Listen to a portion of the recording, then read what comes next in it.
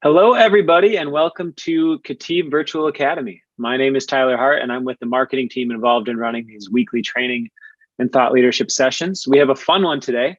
The topic is exploring Ansys Rocky, simulating realistic particle interactions with discrete element method and smooth particle hydrodynamics. Your expert to walk you through it today is Devin Prescott, a senior application engineer here at KETIV, and we have a lot to cover. So if you have any questions during the session, please submit them to the Q&A at the bottom of your screen, and we'll get those answered probably at the end, maybe during the session if it makes sense.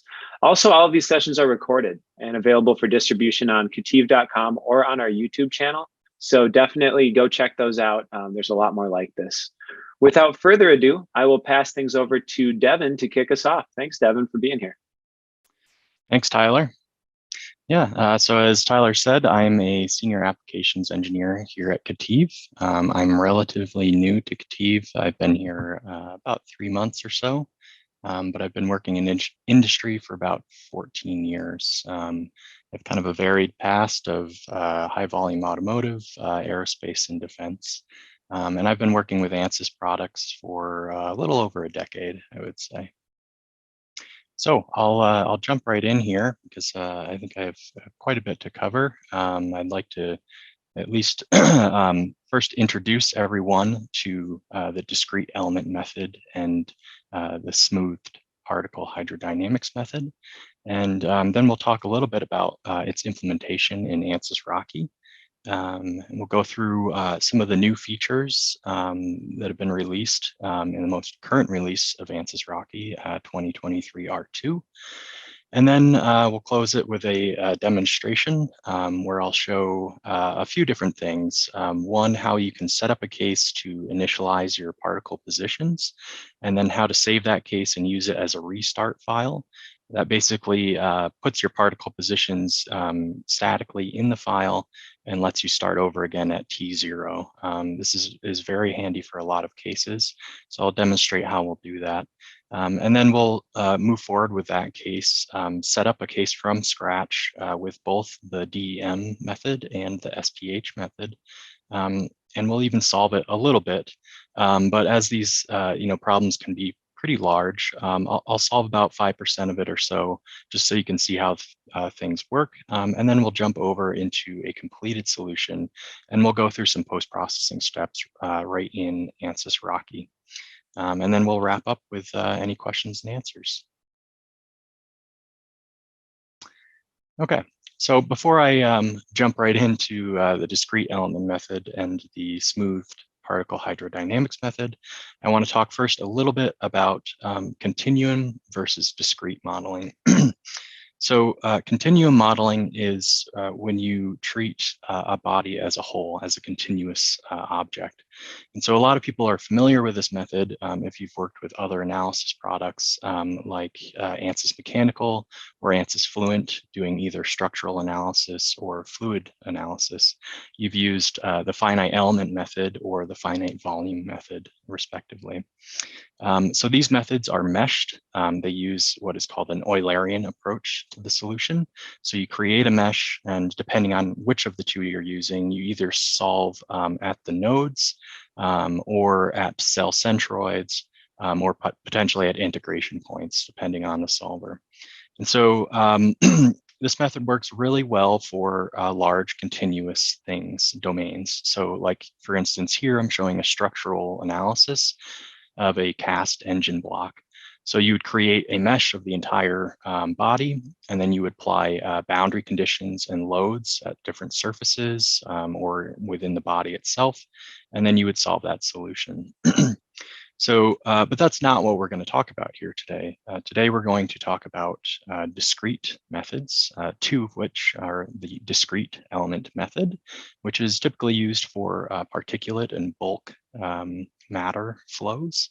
And then also the smoothed particle hydrodynamics method, SPH, which is typically used for liquid flows. And in these methods, we use a meshless or a Lagrangian approach. And what effectively is different here is in our meshed method, the mesh is static. It stays at the same place at all points in time, typically, and you solve at those mesh points. In these discrete methods with the Lagrangian approach, you actually follow the particle, each individual particle, as it moves through the domain. So this lets you get particle information in time. And it works very well for systems like particles where they're flowing, or in liquid flows with the SPH method. It is a very efficient way to solve multi-phase problems where you might have a free surface, because you only are really modeling the fluid that you care about. If you use an FVM approach, you have to model everything in the domain. So if you're really only concerned with, say, water in a tank, with an FEM method, you have to model both the air and the water. So there's a little bit of overhead there. So this is what we're going to get into here today. There are different approaches to both of these methods, and there are different types of doing things, but these are the two that we're going to focus on today. So kind of a brief intro to DEM. Like I just mentioned, it's used to model granular or particulate systems. So if you have, let's say, this looks a little bit like a tablet maybe in a pharmaceutical industry, or if you are in manufacturing industry and you have like vibratory bowl feeders and you're serving a product to an assembly line, you're probably very concerned about how those particles flow through that system. So that's where you would use the DEM method. Each particle can have individual properties. So each particle can have an individual density. It has velocities that are attached to it. And then once these particles interact, there are parts of this method that model collisions, so both normal contact and tangential contact collisions. They model friction, and a lot of codes include other subphysics like cohesion or adhesion, breakage models. So, is this tablet on the screen here going to break when we put it through our feeding system, which is something that you wouldn't want. The DEM method is efficiently parallel by nature, just because of the way that particles are distributed in the system. And if you can imagine, you're kind of looking at each individual particle and solving equations for each individual particle. So they typically scale very well onto GPU or a large number of CPU cores. The method can also readily handle moving boundaries, which is something that's harder to do in an Eulerian approach where you have that fixed mesh. You can do it there, but it's a little bit more complicated. You have to do things like remeshing or split your mesh or do more complicated things. But it's very easy to do in a DEM method. And then particles don't, typically a particle is a sphere. So in the very basic DEM codes back in the early 70s, particles were spheres. And then as the code grew, most codes moved to what's called the method of glued spheres, which is this upper picture here. So basically you have a number of these spheres, you attach them together and you try to approximate the shape of whatever you are studying, like in this case, a tablet. However, there are other codes like Ansys Rocky that can handle much more complex geometry. Like I'm showing in the bottom right corner here, this is a modeled particle out of Rocky using a polyhedral model. There are also shells. So you may have seen videos out there from Ansys Rocky of potato chips in a tumbler. That would be a good application of a shell model that can also include breakage. And then also fibers.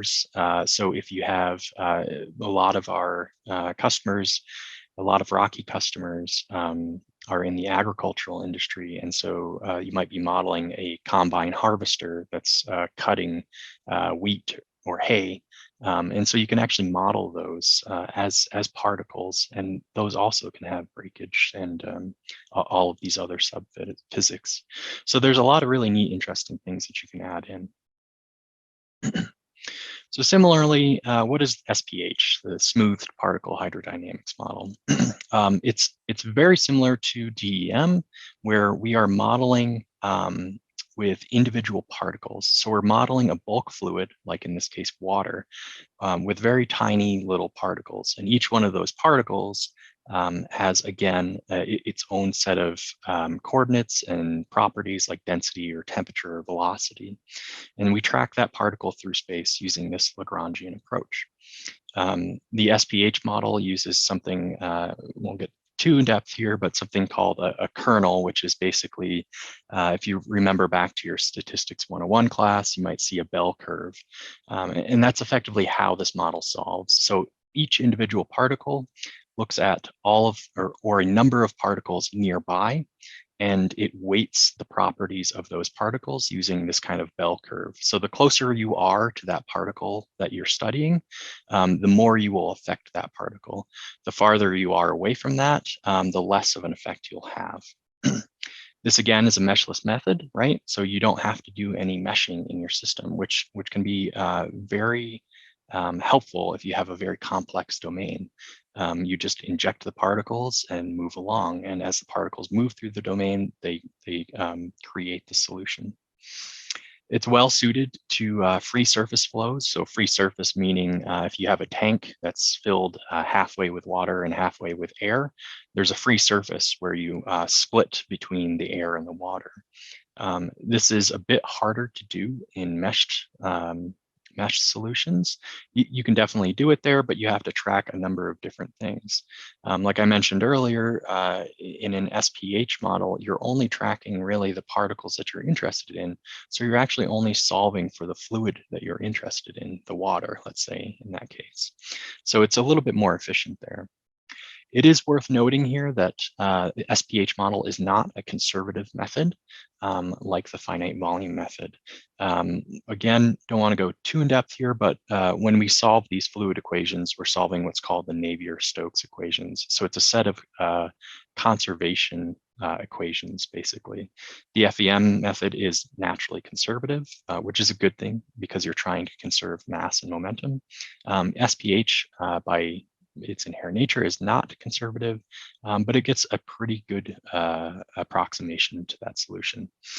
It is worth noting that when you use the SPH method with particulate flows, like we're seeing here in this tumbler, you're actually resolving the flow around those particles. So a lot of codes where you might be using particles, let's say in the finite volume method, when you have a mesh, you're actually modeling as opposed to resolving those drag and lift forces. And what that means is you're using analytical approximations. With an SPH method, you're actually resolving those flows. So the particles themselves are creating those forces of drag and lift. This is an important thing to note, though, that your SPH particles should be quite a bit smaller than any other particles that they're interacting with in your domain. So as you can see here, these tiny little blue dots are much smaller than these larger particles. You can approximate things, and you'll see when we get to the actual demo here, I'm using about a fraction of maybe 2 for my SPH particles compared to my DEM particles. But to get a more accurate solution, you really want that to be about an order of magnitude difference. Something else that we should all know too is that the time step in these solutions is proportional to the speed of sound. So basically that just means that's how quickly an acoustic wave would move through your medium, your fluid. And that's how we size the time step in these methods. It's pretty common practice that you can reduce your actual speed of sound in the fluid that you're working with from what its real physical value is, and not lose a lot of accuracy, but really you'll be able to speed up your solution a little bit. So that's kind of one of these numerical tricks we can play to try to move things along a little bit more quickly. So moving on to Ansys Rocky. This Ansys Rocky is Ansys's implementation of the DEM and the SPH method. So as you can see over here on the right, this is a vibratory bowl feeder where we're dumping in a large number of these nuts and bolts. And you see these are not spheres, and they're certainly not glued spheres. We actually have very intricate faces on each of these bodies. Like this bolt has, over 3,500 faces. And so all of those individual faces on every single particle is interacting with all the particles around it and creating friction and contact forces. So it's very interesting how much data you can get out of these things. And so you might ask why you might want to use this this method, and maybe you can just build one of these bowl feeders and run it, and that's great if you are really good at knowing what you're doing beforehand, and you can just build a perfect product and move on. But I think most of us aren't always sure, before we actually build the product, how it's going to behave. And a lot of these systems can be very expensive to build, get wrong, and then have to rebuild again multiple times potentially to get the right solution. You can also gain a lot of data out of these that you can't get from an actual experiment or prototype. So you can get individual particle information. So we can get, let's say, temperature. If these bolts were hot when they went in, we can know what the temperature is in every single particle and how that will change over time. We can also know, if these were something that we didn't want to break, like potato chips or pharmaceutical tablets, we could follow them and see their stresses as they move through the system and see if they are going to break into pieces or if they're near that breaking point. And this is a lot of information that you can gain through simulation that you really just can't get through experimental results. And so along the bottom here, I've got just a few highlights of use cases for Ansys Rocky. So over here on the left is a pharmaceutical application where there are capsules being coated with some type of spray. And you can see this kind of color gradient here. That's showing us, I imagine that's a coating thickness, or maybe it's like a residence time, or the amount of time that they spent in contact with that coating. So again, that's something that would be very hard to actually get out of an experiment. But in a simulation like this, it's readily available to you. Here's a approximation of a combine harvester, and you can see these this like hay or wheat here. These are actually DEM particles. The way that these are made is you attach a number of particles together, and those particles have joints which have stiffnesses and inertia in each of those particles that are attached. And there's also a breakage model. So you might be able to see here, there's little tiny pieces of that hay where it exceeds a certain amount of stress, and the fiber actually breaks up into smaller pieces. In the center here is a vacuum cleaner sucking up what looks like, maybe hair or some spaghetti that your toddler threw on the floor, or maybe some broken Cheerios. All of those are modeled as particles. And you'll also notice this blue here, it's a bit hard to see, but those are also particles as well. Those are fibers, again, modeled. So the carpet is actually modeled as fibers. So you get that interaction between these spinning brushes, again, having particles, these individual fiber pieces on that brush in the vacuum cleaner. And so you get that interaction between all of those things in that system and determine how well this piece of equipment works. To the center right here, we have a toothbrush being modeled, again, using fiber particles as the bristles of the toothbrush. And we could see how well that performs as you perform this brushing motion. Again, the SPH model does very well with motion reference frames. So it's pretty easy to set this up and move those bristles around. If you're trying to do this with a meshed method, that would be nearly impossible to do. Here we have a, looks like a filling line for some bottles. So again, the bottles themselves are particles. And then whatever we're filling them with, it looks like, I don't know, maybe cheese doodles or something. Those are also particles. So we can know if those are going to break, how they're going to fill, how they're going to spill over, and then how our bottles will move through our bottling line also. And then, excuse me, one of my favorites is this lawnmower here. And so this actually has blades spinning underneath like an actual lawnmower, and they're modeling particles as the grass. And you actually see the lawnmower blades cut the grass and pull it up into suck it up into that lawnmower deck and then eject the particles out the side, much like you would actually see in real life. So it's a very interesting application of the physics here. And so being an Ansys product, Rocky is fully integrated into the Workbench ecosystem. So that means that you can couple it with other physics that are available in Workbench. So here, for example, we have someone's modeling fluid flow here using Ansys Fluent. And then they're taking that solution and piping that into Rocky, just using these connections that you draw between the models. And so then you have a fluid flow field in your Rocky setup, and that might affect, how your particles are moving or being fluidized in your system. And then out of that, they're taking those results again and piping them into a static structural solution in Ansys Mechanical. So that might be, these particles might be impacting the side of some structure, or we might have a piece of machinery that is digging and scooping particles, and we're interested in seeing the stresses on that piece of machinery, that scoop, or some sort of conveying system. So we can actually see the stresses and the strains and displacements in Ansys Mechanical there. And then finally, you'll see it has this parameter set. So we're able to parameterize all of these models. And out of that, we can pipe that into one of the optimization products that are available in Workbench. So we can get a truly optimized solution out of this multi-physics setup. And it's all just plug and play like any other physics block that you might add into Ansys Workbench. So moving on to what's new in 2023 R2. There's been a lot of additions to the SPH Postprocessing module, 3 of which I'm showing here on the right. So you can now add streamlines in your domain. So you can track those particles as they flow through the system. You can do what's called particle tagging for the SPH model, which is something that's been available in the DEM model. Particle tagging means that you can, let's say, out of each one of these individual inlets here in the spinning dishwasher model, we might want to tag them and say it came from inlet 1, 2, or 3.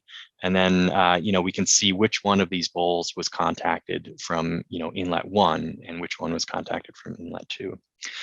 There's also a number of new boundary condition post-processing features that have been added.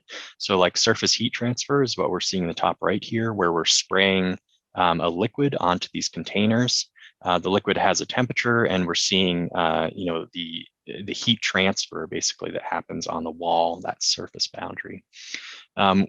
In the middle here, we're seeing shear stress of the fluid, which is, in this instance would kind of tell us how well this dishwasher is working, right? It's how much stress that fluid is putting onto that wall. There's also a normal stress plot, and there's also an exposure time, which is helpful for things like dip applications. So this might be, a coating process or a plating process, and we dip our part in, and we want to see what the cumulative exposure was to the fluid. We can do all of that in Rocky now. There are a few new boundary conditions too that are available for the SPH model. You can now add in velocity inlets, which is in addition to mass flow inlet, which was previously available. You can also have a moving reference frame for pressure outlets. So let's say you have, a tank that is spinning and you have a liquid in that tank. You can have an outlet that is attached to that spinning wall and let that outlet out, let fluid out through that outlet as the wall moves. And there's also turbulent wall boundary conditions that can be added now. There's been a massive performance increase for large models in Ansys Rocky. So there's been approximately a 30% runtime speed up for very large STL models, which I think is pretty incredible. There's also been a 14% reduction in memory usage, which, if you're running on a GPU that is likely, memory constrained, you might have, 15 or 24 gigabytes or something like that of memory on your GPU. Reducing that footprint is incredibly important. And then something that I find just astounding is there's been a 13.5 times reduction in the rendering time of models. So to put that into perspective, right, if you had a massive model that was taking 20 minutes to render before, we're talking about 1 to 2 minutes now to render that model, which is really astounding when you see the difference between just the previous release and this newest release.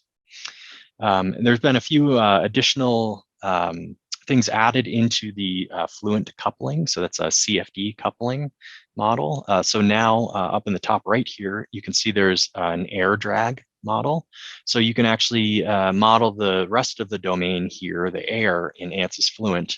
Let's say you have a wind coming in from this negative X direction.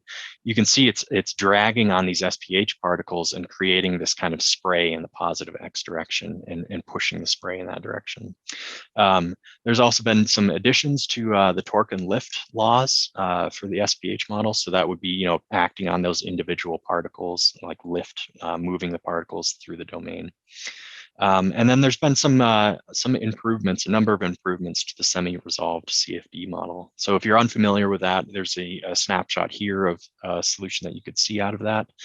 Basically, you can fill a what might be called a packed bed reactor with your media, whatever that might be, and then you can couple that with Ansys Fluent and move a fluid through it, like air or some other gas or liquid, and you could see you can see the contours here, right? These are, I believe, velocity contours that we're seeing that come out of Fluent. So there's been a number of improvements there. And there are a number of other improvements or additions that I just haven't been able to include here. So go check it out. You can see it on the Ansys webpage.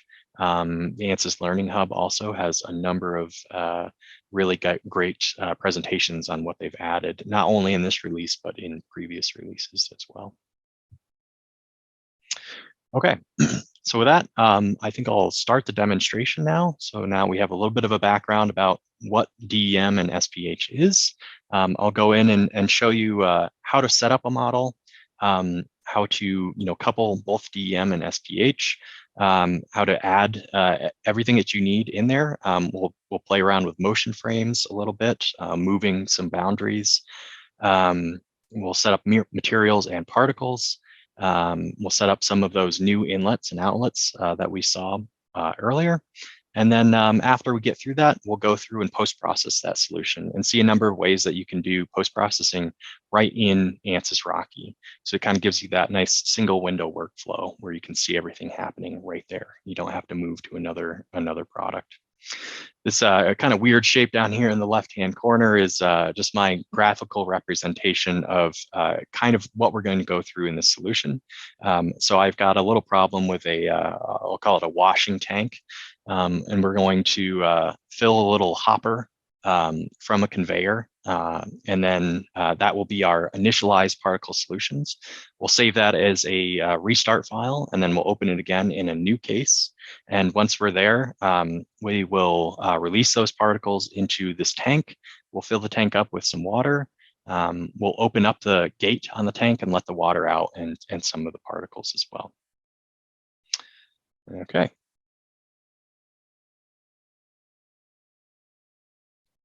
Let me just make sure you can see all of my Rocky window here. Okay, so I'm going to start out from a clean slate here. Let me start. So this is the window that you'll see as soon as you open Rocky, and so there's this little start page. There's a couple links here that you can click through to get more information and training. And then on the left here is kind of your main workflow. So Rocky follows this kind of tree type workflow. You flow top to bottom. So you move down through this tree, continue to set up your model, and then come all the way down to the solution. And then once you're there, you can do some post-processing once you have a solution. So I will start right out at the top here. So this is a good place where you can name your project and just let yourself know what you're working on. So I'm going to call this, let's call it Rocky Demo. You can add a description or customer name here if you like. You can add in physics here. Gravity is in the right direction already by default here, so we won't change that. Under this momentum tab, we can adjust things like those contact equations that I was talking about before. So when you have two particles coming into either normal contact or tangential contact, we can adjust those here. Or if you have some adhesion between particles, we can adjust those models here. We're going to leave that all at defaults for today. And then if you wanted to include thermal modeling, so if you had temperature that you were concerned with in your particles, you could include that here, but we're not going to do that today. These modules let you add in basically other capabilities in the software.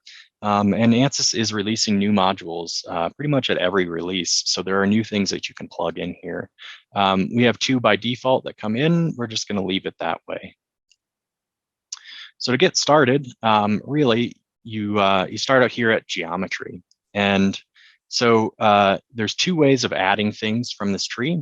You can either right click and use the context menu here, or you can use any of these buttons, which give you basically the same exact options. So if I hold my mouse over here, you can see there's an import wall. You can create walls or surfaces. I'm going to use the right click method because I think it's a little bit easier to see what's going on here with the text. So the first thing I want to do is import some walls into my domain. And so Rocky takes in STLs. It takes in a few different file types. I like to use STL though. It's pretty common in industry for this kind of thing. So I'm going to bring in all of my walls here. And then it's going to ask me to save this case right away so that I won't lose any work. So we'll just put it in here and we'll call it Rocky Demo. Sure, that's a good name for it. Okay, now our import window pops up and it's asking me what units did I create my STL in, because STL files by default don't have units attached to them. I happen to create these in millimeters, so I will change that and move forward here. So now that we've got those walls imported, I can just drag from the geometry tab right over into this main window. And that will give me a 3D rendering of the walls that I've brought in. So here I have a little tank. We're going to fill this tank with some water. There's a little trough here that will outlet some of the water. There's a little overflow spillway here. And then I have this thing that I've called a hopper, where I'm going to add some particles. There's a little door at the bottom, so we'll move that door at some point and let the particles into the tank. So there's 2 types of geometry in Rocky. There are walls, which are boundaries that your particles will contact, or there are surfaces. So we'll go ahead and import some surfaces too. And I'll talk about the differences between the 2 in just a second. So again, I'll use millimeters here. Okay. So now I've added these surfaces, and I will adjust their transparency here so we can see them as solids. So I've added this pipe where I'm going to let water into my domain. And I've modeled this as a surface because I don't really care to let the water in here and spend all this time letting the water flow through my pipe. So really, I'm just kind of using this pipe as a graphical representation of the geometry that might be in my system. What I'm really going to do is inlet some of the water through at the outlet of that pipe, basically, into my domain. So if I show that here, oops.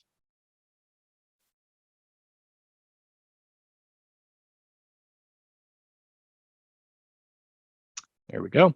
So I'm going to let the fluid in through this, basically what would be the outlet of that pipe. It saves me a little bit of compute time there. And then I have one more surface here down at the end, which I've called a screen. I'll color that briefly here so you can see what I'm talking about. Let's make it hot pink. So this would be like a mesh, basically, or a grating. So it'll allow my particles to move, or what I want it to do is allow my particles to slide across it. But I want the fluid, the water, to drain through there. So I might, collect my water under here in some geometry that's not modeled here.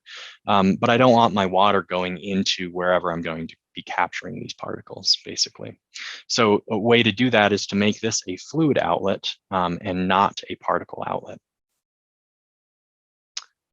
So we'll go ahead and, since this is going to be the initialization case, we'll go ahead and create our particles. So we need to create materials and particles. Actually, before I do that, I want to show you guys one more neat thing here. There is a conveyor template in Ansys Rocky. So this lets you create conveyors very, very quickly.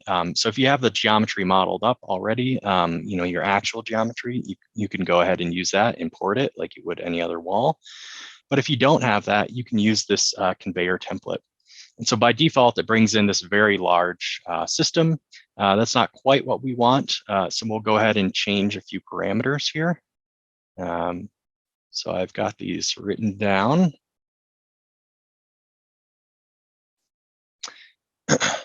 So this is a really nice way to very quickly, study how a conveyor might work for your system without having to actually, have the conveyor already designed, the CAD model drawn up. And so you can play around with things like, orientation or velocities of the belt, or, whether you want 1 or 2 rolls, something like that. And you can see the effects of all of those things before you need to start making your CAD geometry.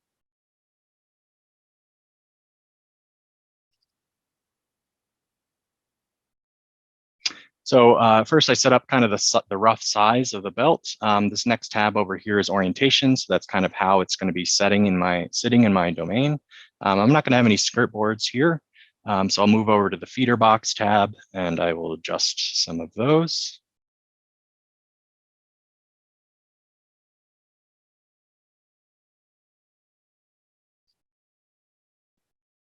Okay, and then I'll move on to the head pulley and make that a little bit smaller.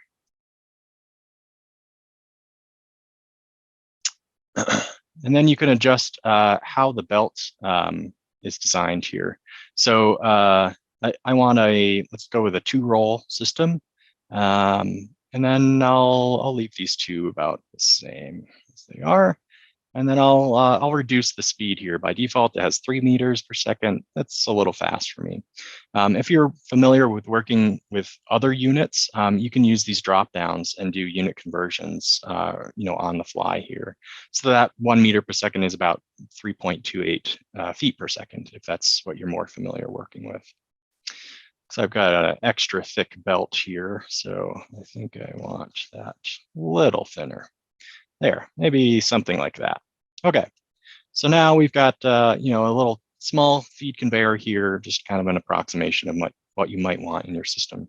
Something that's nice about these feed conveyors too is they come already with a surface that you can use as an inlet in this fill box, the feeder box here. So you can just use that once you get ready to go for your inlets and outlets.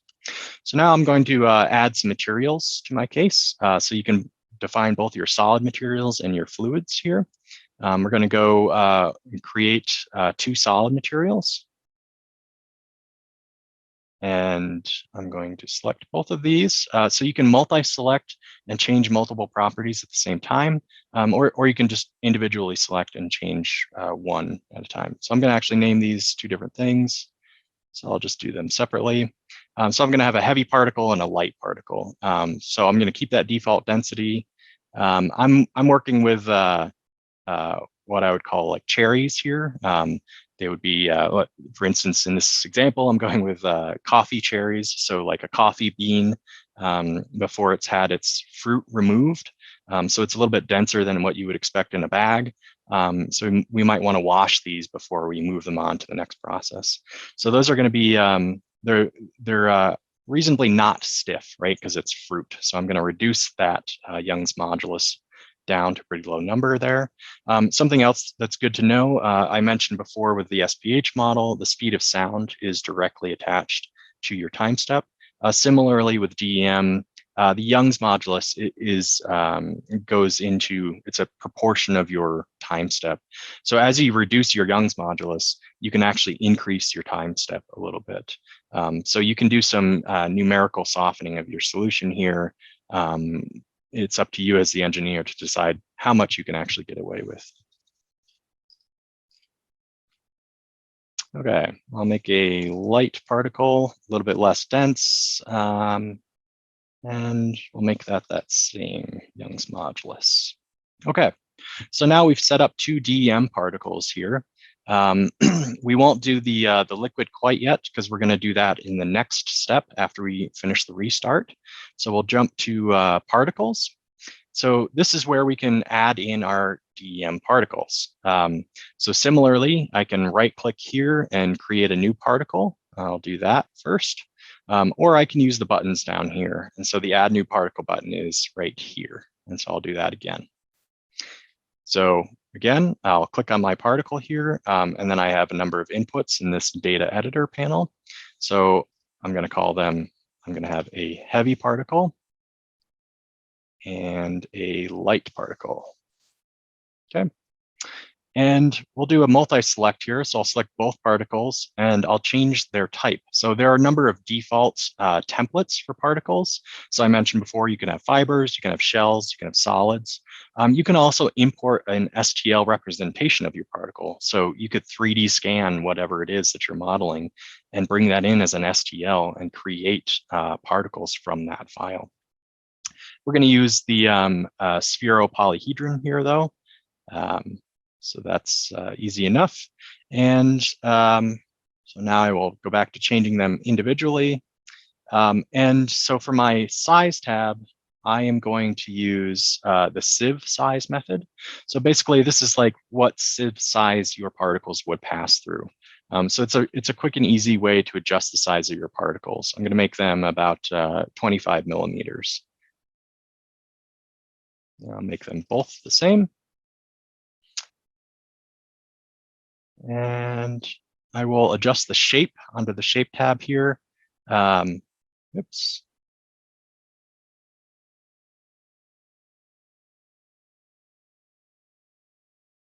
Not the shape that I wanted. Let's see. Got to check my notes here. Spheropolygon, not polyhedron. There we go. Okay, so by default, this shape has an aspect ratio, basically a length to width, and then you can adjust the number of corners that it has to produce its edges. So I'm going to adjust that down a bit. We don't need as many corners. And then I'll show you what this looks like. So here, I can click this view button, and that will show me in my, I'll create a new workspace here. And that'll show me what my particle looks like. So here's the particle that we just created from that template. It's kind of coffee bean shaped, a little bit fatter because the actual coffee bean that we know and love is inside here, and this would be the fruit body around it.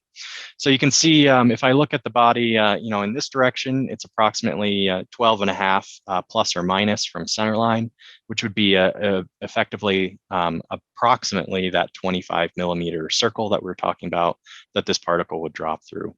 So that's a good, approximate method to get the size of your particle. We're going to leave the rest of the tabs here. There are other things that you can change, but we're going to try to keep this simple today. So now we've created two of our particles. We need to now attach to them materials. So the first particle that I called heavy, I'm going to change its material to the heavy material that we created earlier. And then for the light particle, I'm going to do the same.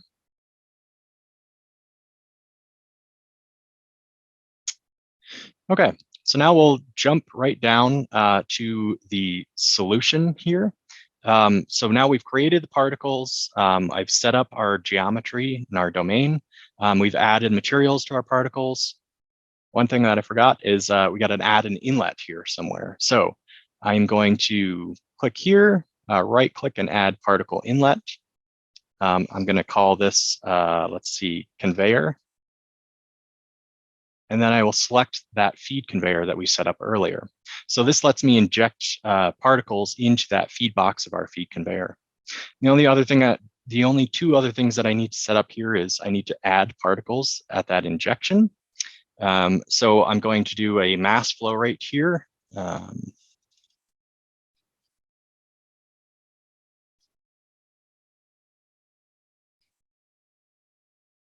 Okay, And then I will adjust this time to about, let's say 2 seconds there. So that means it'll stop injecting those particles after 2 seconds. So now we are fully ready to solve our solution. So I'm going to click, let's adjust this down to, let's say, let's go for 5 seconds here.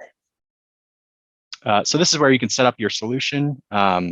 Under time here, you can set up the total duration. And then here is where you can set up how frequently it outputs the solution that you can use to post-process here. And then under general, we can change the number of CPU cores. I'll go with, let's say 16. And then we'll solve this live here. Oops. Looks like I did not add my particle input entry does not have a particle set. Okay. Oops, I forgot to add particles to my inlets. I forgot to use my dropdown here. So I added 2 particles, but I didn't tell it what I wanted there. So I've added the heavy particle and the light particle. So now we can actually solve our solution. Okay, so as soon as you click solve, it gives you some rough information about your setup, and then it chugs away right here. And what's really neat about Ansys Rocky is I can use this auto refresh button here in the bottom right corner, and that will actually refresh the solution as it's solving. So I can see what's going on as it's injecting those particles into this hopper. And if I make my hopper a little bit transparent here, I can see it filling that domain, right? So I have a little a bottom here. I do not have a bottom because I think I made that a service. Let's see if I have a bottom there.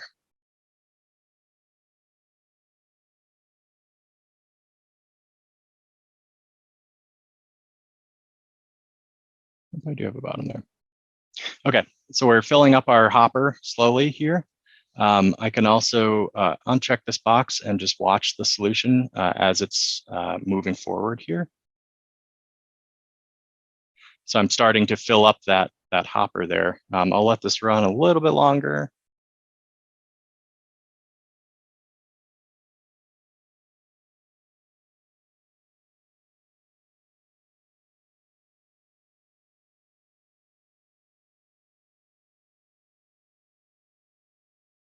So you can see this runs relatively quickly here, right? I'm running on 16 cores, but this is a fair amount of material that we're moving through, and we had a relatively small time step there.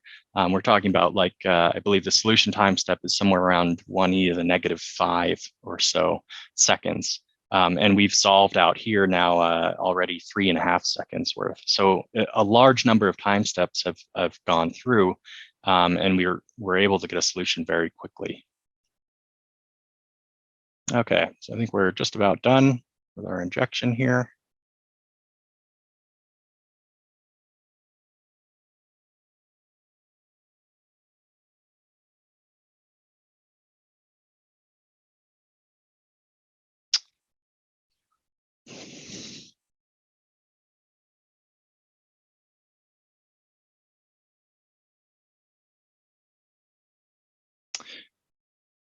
While that's chugging away here, I'll show you if we click on our particles and the coloring tab, we can color those particles by a number of different variables. So I'll pick translational velocity here, and now that it's finished, I can play that, and we can see the actual velocity of the particles as they're moving through a domain. This is a good thing to do when you're doing a restart case to know when your particles have settled out, basically. So we got down about an order of magnitude or so. I think they're pretty well settled once we get to the end here. Most of our particles are in this 0 range, so we'll call it good.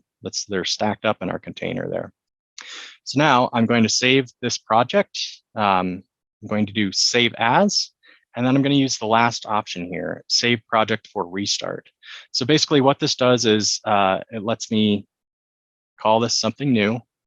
So the first one was initialize. We'll go to Rocky demo for the second part.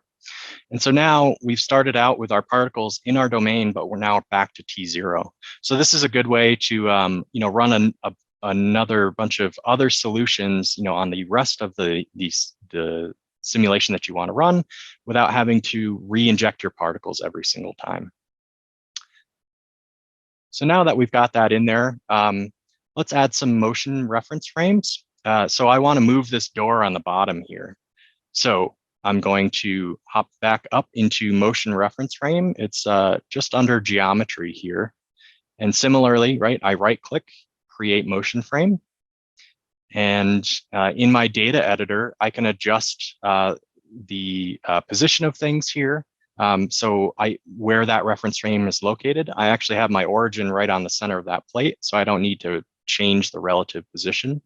So now I will create the actual motion using this plus button here, and then I'll tell it how long I want that to run. So for this motion frame, I want it to run, let's say about, let's go from like 0 seconds to half a second. And I'll give it a velocity of 45.45 meters per second in the y direction. This is x, y, and z. So, oops, sorry, that is not what I wanted. I want that in the z direction. There we go. So we can see this is going to move in the z direction. So basically, I'm going to move that plate in this direction here. I am going to give that a name. That's hopper gate. And then I'm going to duplicate that. So if I right click and do duplicate, it gives me the same thing with all the same settings. So now I can easily adjust them. So I have a gate on my tank as well that I want to open. So I'll call that water gate. And then I will move this relative position here in the z direction. So my origin is right in the center here. I need it to be over at the front where this gate is. So I'll change its position. Let's see, I think something like that will do. And then we'll change the start time to 1 second. So it'll start after 1 second. And then we'll run it for 1.5 seconds, or we'll run it out to 1.5 seconds. So again, just a half second of motion will let things run pretty quickly. And I'll adjust the velocity in the y direction this time because I want that gate to move up. And so now I've set up those 2 motion frames. But before I can do anything with them, I actually have to attach them to geometry. So I'll find those 2 gates. This is the water tank gate. And so if I click on that and down here on the wall tab, I can apply that motion reference frame here from this drop-down list. So similarly with the hopper gate, I will pick that motion reference frame. And then if I want to see how that's actually going to work, I can click this preview button. So the preview button will show me the origins of those motion reference frames, which are about where I want them. And then if I hit the play button here, oops, before I do that, I need to tell it how long my solution is going to be. So let's call it 4 seconds. So now I can hit the play button and I can see that gate moving horizontally and then the second gate moving vertically. So that's a nice way to confirm your motion reference frames, as they would progress through the solution.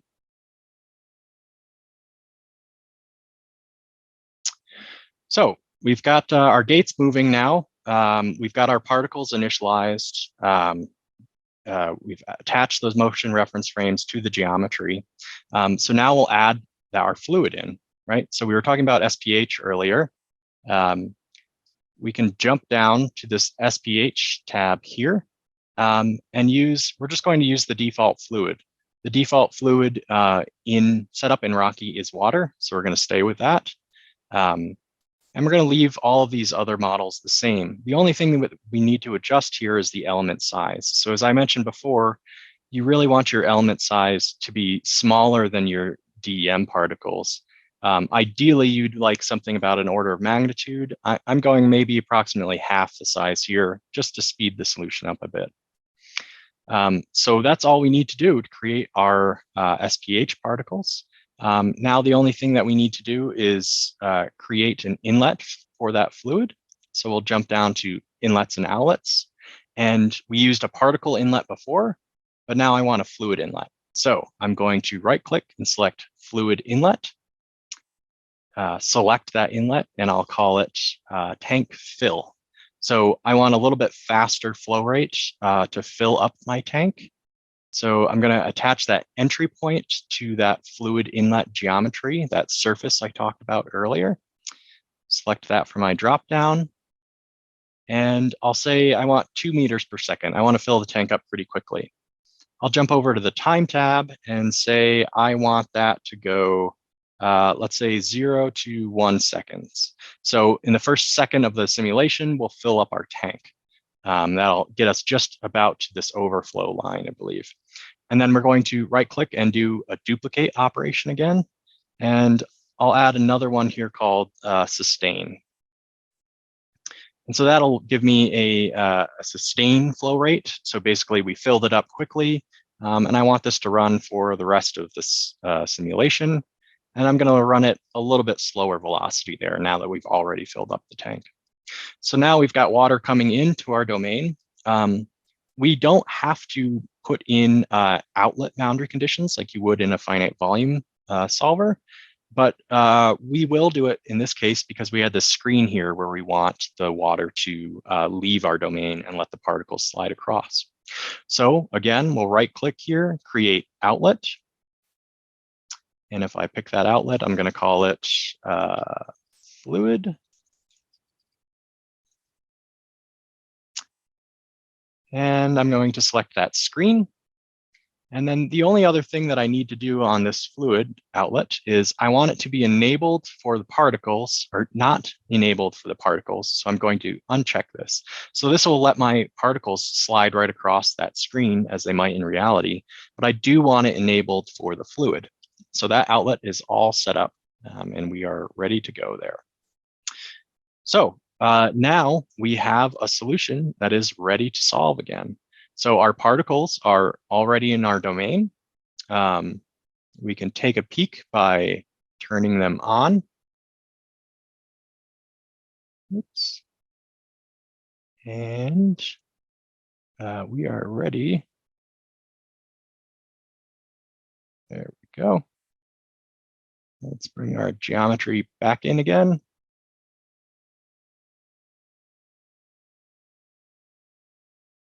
There we go. We can see our particles in our domain there. A couple spilled over the sides. And so we're all ready to go. So again, I'll pick my solver and I will just let this run for just a few seconds so you can get an idea of what would happen here. And then we'll jump over to the solved solution.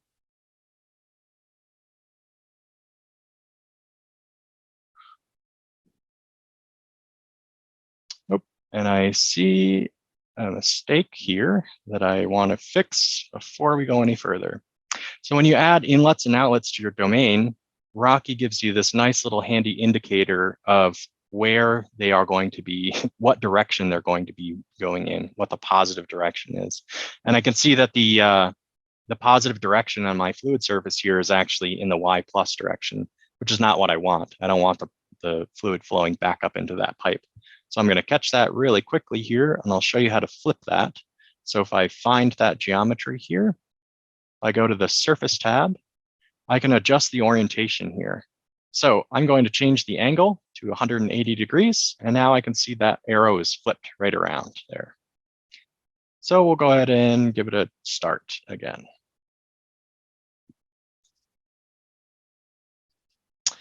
And while that runs for a few seconds, I will start opening up the solved solution. We can take a quick look at a few post-processing methods, and then we can finish up for the day here.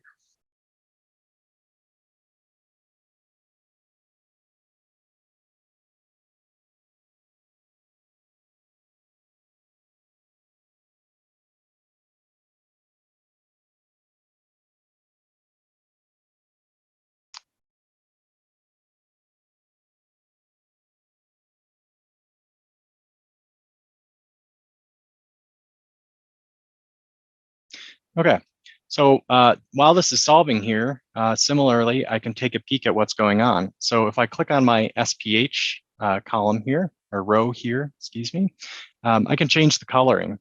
And so I want to color the nodes by a property. Let's color them by velocity.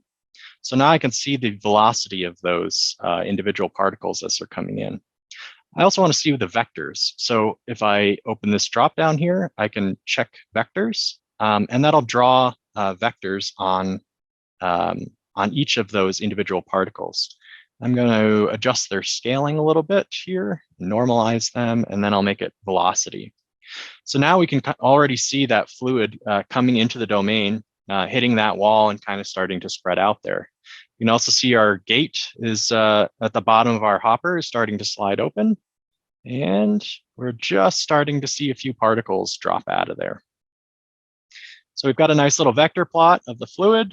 We see some particles moving in and we see our gate moving. I won't let this run too much longer. You can see we're about 3% of the way to our 4-second solution.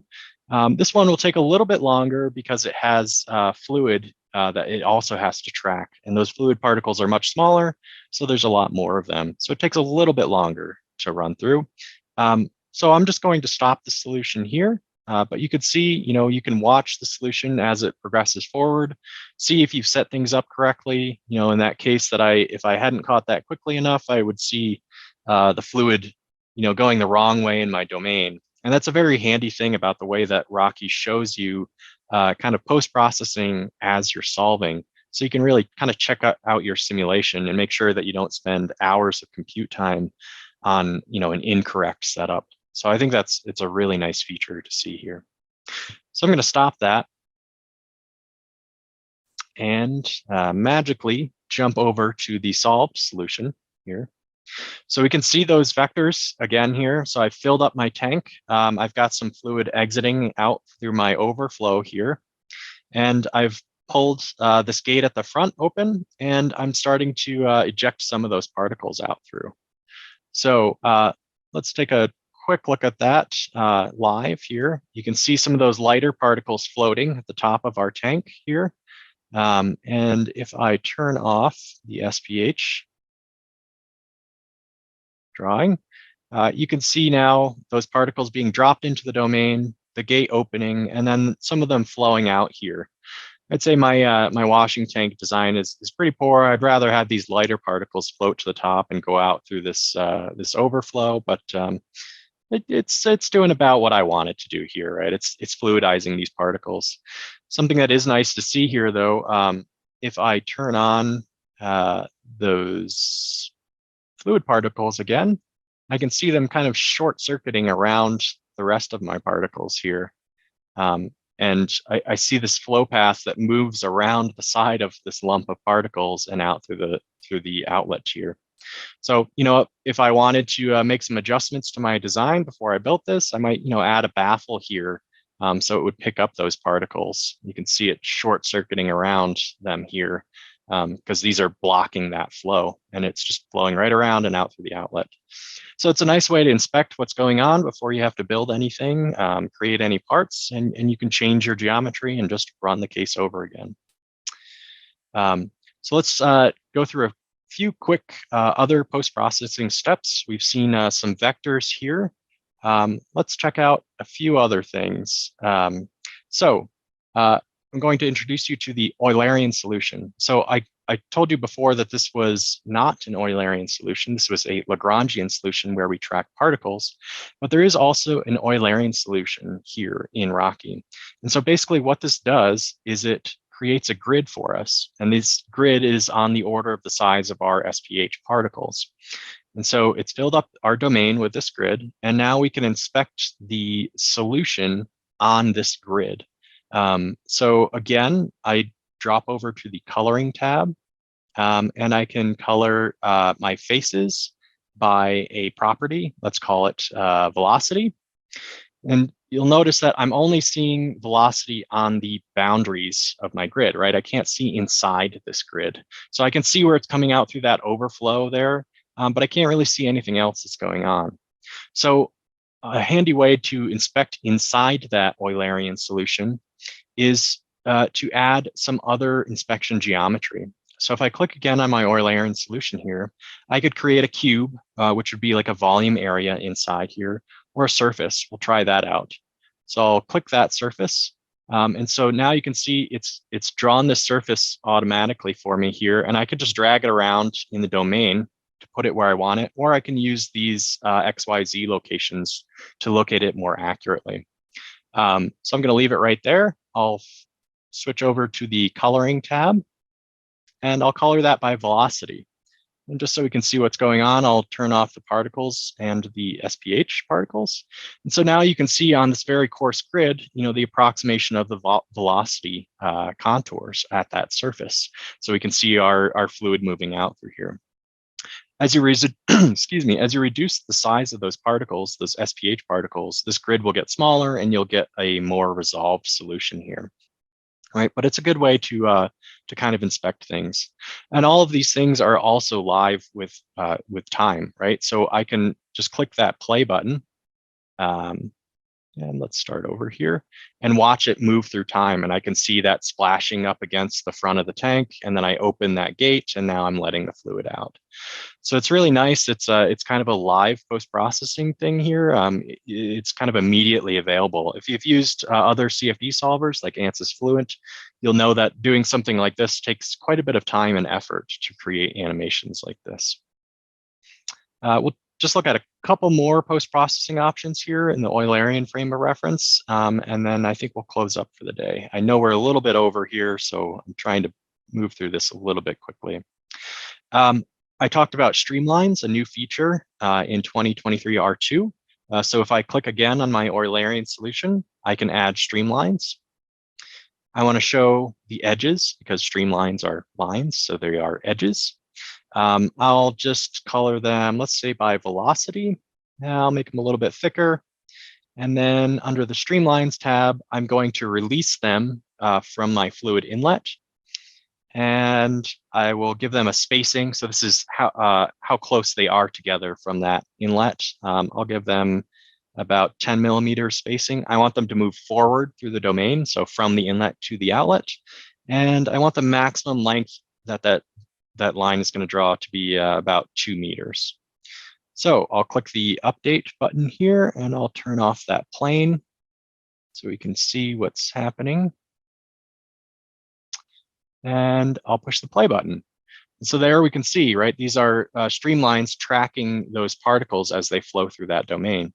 And again, just like all of the other post-processing options here in Rocky, you can instantly get this kind of live animation after the fact, after you've solved, which is really nice.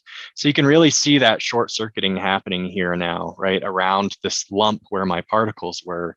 The fluid is just kind of cutting right around them and going right out the outlet, which is probably not what I'd want if I want my particles to go out through there. I will show you a property as well. So if I go to my Eulerian solution and I use this little thing that looks like the filter icon that would be in Excel, that creates a property for me. So what properties are is a way to basically restrict or like filter the domain based on some property. So I might call this density. And let's pick the property density. And I'm going to cut my solution to a specific range of densities. So let's call that, approximately the plus or minus the density of water. And so now I can see that Eulerian volume that we had before is now restricted to areas where there is water. So if I start over again here and click the play button, I can see now that surface being created only in spots where there are water. Again, this is a pretty coarse mesh here because I wanted things to solve relatively quickly. But as I reduce the size of those SPH particles, I'd get a much nicer, finer mesh here. And you can also color this just like all of those other things. So let's turn off my streamlines and we'll change the face color again to let's say velocity here. So now I can see the fluid velocity as it's moving through the domain plotted on that. Okay, So one other thing I want to show you quickly here is how you can get transient plots. So if I go to Window, I can add a new time plot. And this gives me this blank window here. So similarly to how we got our geometry to show in our window, I can just drag in an area. So I have that filtered region of density. So we filtered on approximately the density of water. I just drag that over into this window, this time plot. And so now that lets me set up a transient plot. Let's say I want to see, let's say Z velocity over time, and I want to see the maximum Z velocity, and click OK. And so now it's showing me in that area that we scoped to just where the water was, I see the transient Z velocity in that direction. So you can see right in the beginning here, we have a lot of splashing going on with that higher velocity flow. And then we cut down the flow rate significantly. But then I open that gate up and the velocity picks up again as it moves down through that trough. So that's a nice little way to get transient plots in here. So I think with that, we will jump over to the questions and answers. So we can ask, you guys can ask your questions and I can hopefully give you the answers.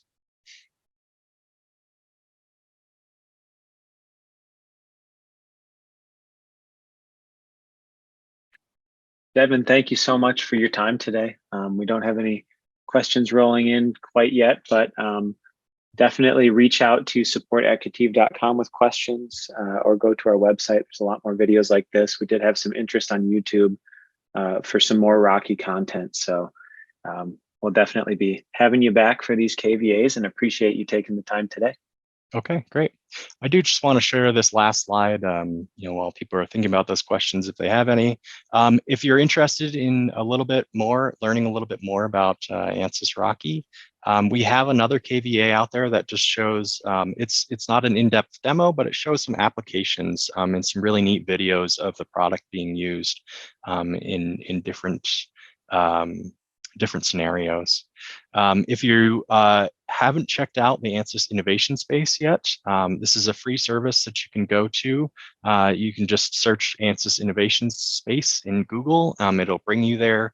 I believe you have to sign in before you can get there, but you can check out a lot of really great information, not just on Rocky, but all Ansys products there. There's also some very basic introductory training there as well. If you want a little bit more advanced training on any Ansys product, including Ansys Rocky, there's the Ansys Learning Hub. A lot of really great curated content there. There's classes, there's videos. It's just a really amazing resource. So check that out as well. And then lastly, you can reach out to us directly at KETIV support, so support@ketiv.com, or you can give us a call, and myself or one of the other applications engineers can assist you either just answering questions or helping you set up your problems. Fantastic. Thanks again for your time today, Devin. Yep. Thank you, everyone.